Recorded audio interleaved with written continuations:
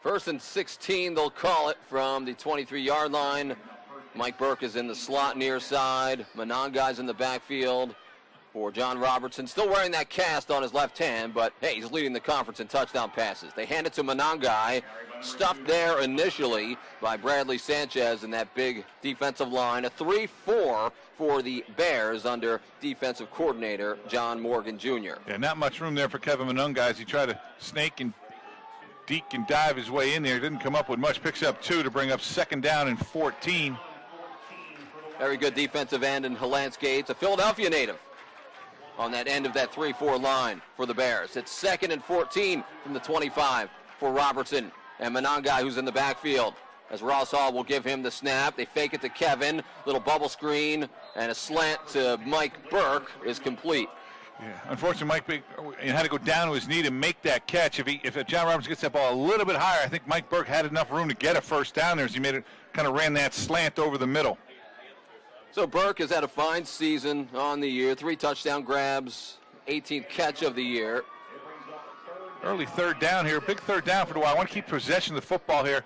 3rd and 6. That's been their game this year. 56% on third down for the Wildcats this season. That's second best in the Colonial. One of the best marks in the country, in fact, as well. First in pass efficiency in the country for Robertson in this passing offense. John will step up in the pocket under a rush. There he goes. Robertson has the first down and then some. Crosses midfield. Wildcats move the chains and a late flag.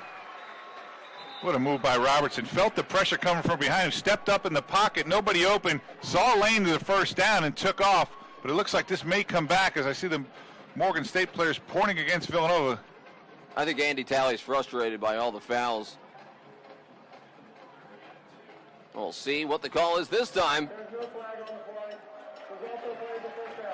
So they pick it up, and it's a first down for Villanova. So a nice 20-yard run there by John Robertson to put the ball in the Morgan State side of the field. It'll be 1st and 10 for the Cats at the 47-yard line. So let's see how the passing game starts to develop now, as you've already showed the threat of Robertson running. Clay Horn had a big day at William & Mary last week. Set up a big catch for that last touchdown catch to Goulias that won the game late in the contest. They fake it to Underwood. The pitch to Aaron Wells, near side, takes it close to the 40. Good job by the Morgan State defense there as they all kind of stayed with their reads, and a pretty good tackle by 23 Antonio Jefferson, who came up from his safety position to get Aaron Wells to the ground. Good safeties in Peterson Javier and Paul Eatman Jr. Excellent linebackers in Cody Acker and Chris Robinson, who's been getting a lot of sacks this year. He has 11 of them, in fact. And we'll see, it looks like 2nd and 4. Yeah, Wildcats got a lot of options here at second and short distance. See if they want to go down the field or they want to maybe go with that read option. Gary Underwood in the backfield next to Robertson. Livers in motion, will come in the backfield. They hand it off to Underwood. Not a lot of running room for Gary. Got to pick up a couple of yards. I think it's going to look like 3rd down and 2 here from about the 40-yard line. So you could argue maybe the coach Talley might want to go for him for this position. It could be 2 downs to pick up 2 yards. Wildcats lead the Colonial in time of possession. Although they're running an up-tempo offense year after year, they still can take their time. Look at Robertson lining up as a wide receiver out on the far side, number 19. Yeah, they're going to go Wildcat with Underwood here. Let's see, getting a direct snap. Gary's been very good handling the ball. Very good all-purpose player for the Wildcats. He takes it himself, and Morgan State stops him. It's close to a first down. He's going to be about 1.5 yards short, I think, Nick. So this brings up an interesting decision early in the game for Coach Talley, as it's 4th and about 1.5 yards from just inside the 40-yard line. Wildcats are 5 for 8 on the year on 4th down. Morgan State had trouble stopping teams last year on 4th down. This year, teams are 7 for 13 against them. We'll see if it works out for Nova on 4th and 3 from the 40-yard line. Robertson back as the quarterback here, and a whistle. We might see a second timeout for Morgan State. So they take their second timeout as Underwood went for 1 yard on that last rush. This may benefit Villanova. It gives offensive coordinator Sam Venuta a little time to think over what he wants to run here on this down and distance It's a big play early in the game here as the Wildcats don't want to hand the ball over to the Bears here at their own 40. So on just 2 carries, Steve, 76 yards rushing for John Robertson, and he has passed Aaron Ball, now second place all-time on the career Villanova rushing list, just behind, guess who? And that's quite a tribute because I've been following Villanova football since they came back in 1985, and there's been a lot of great running backs that Coach Talley's brought in, let alone now a quarterback as your second leading rusher. Definitely 21st century we are in.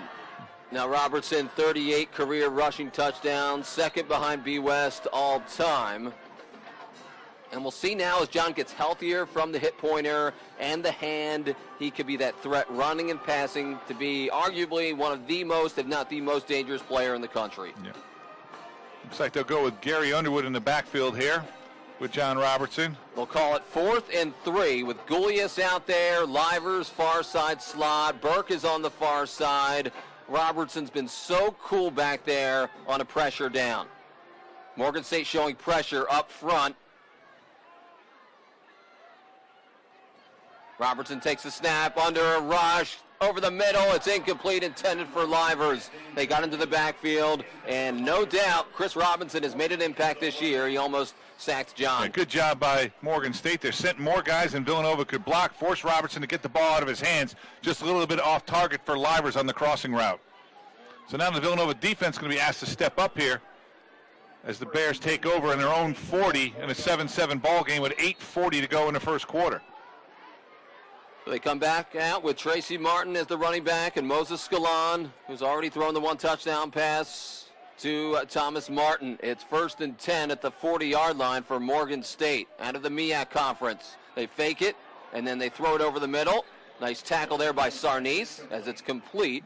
So far on the afternoon, Morgan State is 0 for 2 on 3rd down. Will the Wildcats bring pressure here with Coach Crocker? Escalon will give it to Martin on the sweep. He has the 1st down and then some, and they move the chains. Yeah, Martin showed his quickness there as they run the inside handoff. He gets to the edge and beats Austin Calitro to the corner and picks up the 1st down. Again, to reiterate, Morgan State runs for 246 yards per game, 5.8 yards per rush as well. Best rushing team in the MEAC. Second best 3rd down team. They're 11th in the country in rushing offense. And no doubt what Herb Walker has been able to do. Already had 271 yards in a game this year. Penalty flag is down on 1st and 10 as they swing it out to a Poteet on that far side. I think Reggie Paris lined up in the neutral zone. So I think that's going to be a 1st down and 5. Morgan State continuing to play without starting quarterback Robert Council, who did not get the start today. Same deal with Herb Walker, their excellent sophomore running back, who already has 5 100-yard games on the ground this season, averaging 140 yards per game. They're going with the backups, and no doubt they're hanging tough. Number 9, 5-yard penalty from the previous spot, 3-play 1st down. So penalty flag on the Wildcats.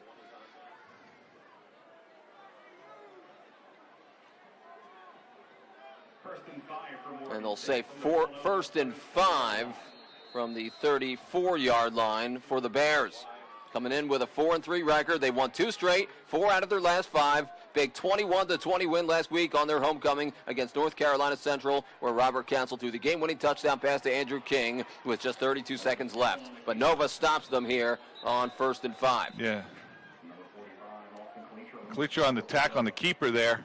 Looks like there's another flag down here. It might be holding. This looks like it's in the interior line. So let's hope this is offensive holding. This looks like an NFL game with all the flags. Illegal stop block, number 62 and number 76, high-low combination, 15-yard penalty from the previous spot. So actually works out better for the chop block is 15 yards where the holding is only 10. You can't engage a player high and then hit him low is what they're calling. That's what the chop block is. So Correct. If you're engaged with a defensive lineman up high, the other lineman cannot go below the waist. Obviously to prevent injury, that's a dangerous play that the defender can't really defend himself on. So it's a good call by the officials. Very good description, Steve. Exactly right there. Once there's that initial contact, you can't come in as a second lineman. They'll make it 1st and 20 at the 49-yard line. So it was a Villanova offside on that first call. Sideline infraction on Morgan State, which is not a penalty. Each team gets one warning during the game. So a warning indeed. Then the 15-yard illegal block on Randon Key, their excellent guard, on that combination.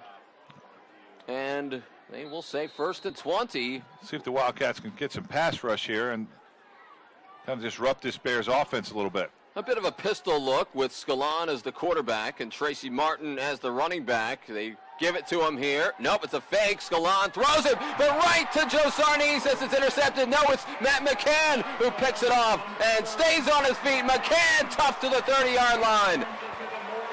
Great job by McCann. Matt McCann sitting in his zone area, and Scalon hit him right in the hands with it, but then he turned into a running back. He broke 2 and 3 tackles. He wants to play some offense. Great job by Matt McCann to pick up about 25 yards after the interception. Those tough Steel City guys, they know how to run with the football. McCann, his first pick of the year, and Wildcats even the turnover battle today. As good as an athlete as he is, I'm sure he played a little offense in high school. He's telling the coaches, see, I can run the ball too. All those Whippeal guys, they play on both sides sometimes. 1st and 10 for the Wildcats. They'll have it at the 31-yard line. Let's see if they can take advantage of the turnover here, Nick, and try to put this ball in the end zone, get that lead back.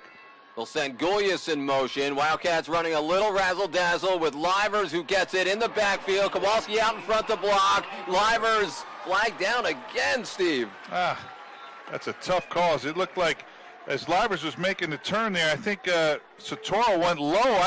I thought he was downfield. He wasn't engaged, but maybe that's – I'll be quite honest with you, I'm not up on that rule if that's an illegal block or not, but that's what he threw it at. Let's see what the referee has to say. Definitely came in late. Coach Andy Talley all the way downfield. See, I thought so. He was not engaged, and he's downfield. You can certainly go down low and try to block a defender. That's what Peter Sasoro did, is just got out wide and did a nice job, and that was I agree with picking up that flag. So the second one they picked up today, and Wildcats will get it 1st and 10 at the 16-yard line. Robertson and Mantegna behind him. It's Gulyas to the near side. Wildcats fake it. Robertson has it in his hands under a rush. Escapes one defender, and Helance Gates does a nice job tight roping down the sideline there. Got the ball at about the 13, so he was able to pick up 3 yards, bring up 2nd down and 7 from the 13. That Poppy Livers run was for 15 yards. So they're getting the ball into Poppy's hands in the backfield a little bit today on some sweeps. Looks like they they think they can attack this team going wide. Obviously, the first play of the game, they went 5 wide, and we saw Robertson take it right up the middle. But the majority of stuff has been outside the tackle box as they're looking to run wide on this Morgan State defense. Wildcats have run for 113 yards already. 4:45 left in the first quarter. 5 left on the play clock on 2nd and 7 for the Wildcats. As they'll send Livers in motion. Mantegna will not get it. Robertson will keep it. 10-yard line towards the 5 and out of bounds. He's going to be down at about the 2 or 3, I believe. No, they're going to mark him at the 5, but that should be enough for a 1st down. Cody Acker leads them with 64 tackles. They're a senior from Landover, Maryland. And Wildcats very close. Yep, that's a first down. So the Wildcats will have it 1st and goal with 4:25 to go here in the first quarter in a tie game at 7. A 3-yard rush for Robertson. Already has a 56-yard touchdown run today. 1st and goal from the 5. Robertson in the shotgun. It's Mantegna up the middle. And good job by Morgan State to put pressure up there on the line. Yeah, I see why Sam Menounos decided to attack wide the team. They don't seem to move as well laterally, but they're stout in the middle. Linebackers fill in gaps pretty quick. So I think they like the edge here. It's Wildcats a little quicker to the corner than this Morgan State defense. And a timeout for Villanova, I'm guessing. I think we have an injured player. Is down for Morgan State. Appears to be Greg Gibson, the linebacker, who quickly gets up. And Wildcats can talk about it here. Oh, no doubt, it kind of reminds you. They are from Baltimore. Baltimore Ravens, big defensive line. And then traditionally, they let those linebackers like Ray Lewis run around laterally, like Chris Robinson, who's getting around. And same with Cody Acker as well. And quickly, Wildcats are ready for it here. They'll say no timeout. It was just for an injured player. 2nd and goal from the 4. Will D. Cat likes it. Definitely around the edge, Steve, I think is the point. We'll see. Yeah, it looks like a little different formation here. As you see Underwood to the left of Robertson, Mantegna in that pistol formation. Gary with 114 all-purpose yards per game, 4 touchdowns on the ground, 3 through the air this year, receiving for Underwood. Who's been such a weapon for you. Yeah, and I think you might see him coming out of the backfield here to receive the ball out in that left flat. No doubt Sam Venuto just does a wonderful job with this offense. It's Mike Burke in the backfield. Robertson on the fake, lofts it into the end zone. He's got it. Touchdown, Villanova. Ryan Morris, I believe. It's Doug Terrell. Doug Terrell, yeah. The transfer tight end. Nice fake. Good ball handling by Robertson. Kept the defenders at bay, and Terrell, little out pattern to the corner, right to the flag, and a great catch, and the Wildcats take a 13-7 lead. Terrell, his first touchdown of the season, and I believe that's his first career touchdown for the senior from Moorfield, PA. The Wildcats able to convert there, as we'll see Weiler for the extra point. Of course, the long snapping by the excellent freshman this year for the Wildcats, and Colin Linden, Cody Pittman doing the holding once again this season. And Weiler's extra point is good. He's taken over as the kicker, and he's done quite well. And Wildcats have the lead, 14-7, with 3:38 left in the first quarter here on Homecoming.